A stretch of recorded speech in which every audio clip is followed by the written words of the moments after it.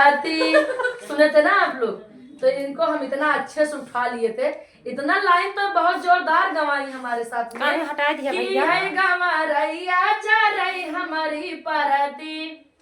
अब आगे की लाइन ना उठाएंगे, कहाँ गऊ? आगे की लाइन तू उठाओ भाई, सुना था हमने दीदी तरसन। अरे रीना छी नरिया भातार बिना तरसी। अगले दिन गाय रहे अन्ना बिना, आवाज शुक्रवार आज सुन ले जगाई जाए अन्ना बिना। सुना जाया भाव बटे गाना के आनंद ले जाया।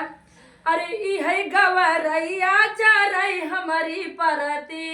अरे किरणा छी नरिया भातार बिना तरसी। ये हमारी ननद है, बाहर है ना इसलिए तो सच में पता है। देखिएगा ये भाव है, आप लोग बुरा मत मानिएगा, दोनों लोगों के हस्बैंड परदेश है, इसलिए मैं 100% में 80% कहूंगी, थोड़ा जरूर देखिए। देख का तो झूठ है, थोड़ा सा हमारी इसमें बोले ना क्या हुआ, सही बताओ आज क्या बताएं? कुछ नहीं पूरा कि है गवरैया जा रही सब कई पराती। जलाल मुरवाली दीदी भातार बिना तरसी। रीना छी नरिया भातार बिना तरसी। अरे भौजी छी नरिया भातार बिना तरसी।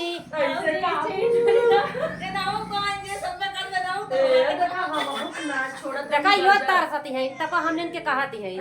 पांडव भैया सूरत है यार बस।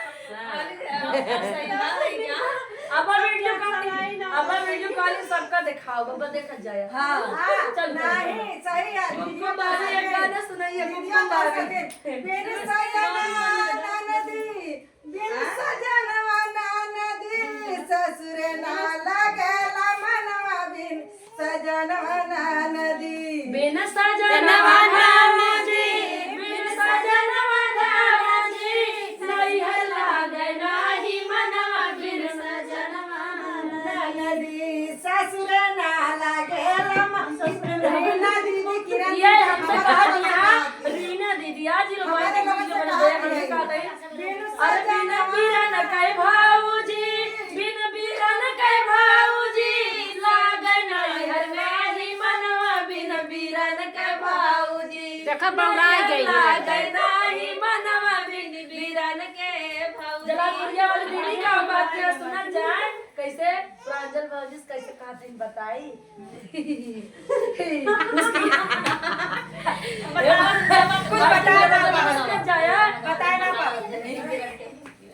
अरे बिन बीरन कई भाऊजी, ये कह दिया हाँ कि बिन बीरन कई भाऊजी, नैहर लागे नाही दिलवा बिन बीरन कई भाऊजी, नैहर लागे नाही मनवा बिन बीरन कई भाऊजी। ए लागई मनवा भौजी, हर लागई मनवा भौजी, बिना बिरना के मनवा हमरा लागई भौजी।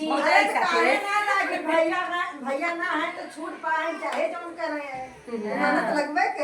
एक सजन प्रदेश में तो नैयर में रहते मनवा लागी। बड़ा सुंदर भाव बाटे ई गाना के, तोरे सबको कैसन लाग? चुटकुला मजाक मस्ती।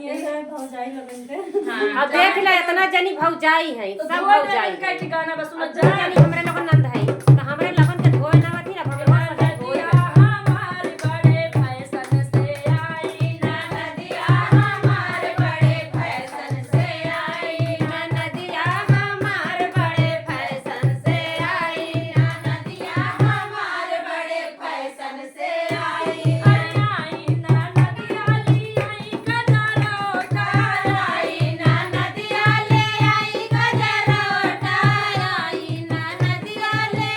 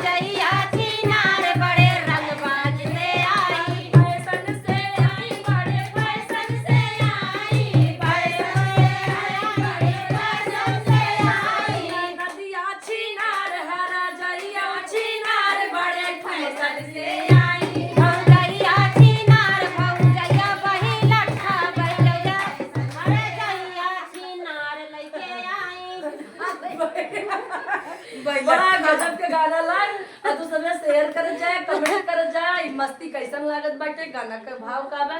ओछन भाभी का खाए ना आंसर ही भाभी देते हैं। हाँ, ये मतलब ना नदिये जोन बाटे टूट पड़ती है, दो जगह है लोग भजरे का जन है मारत जा। हमार रीना दीदी का ये में खाली ना दाई। हमार रीना दीदी का कहत रही इतना जब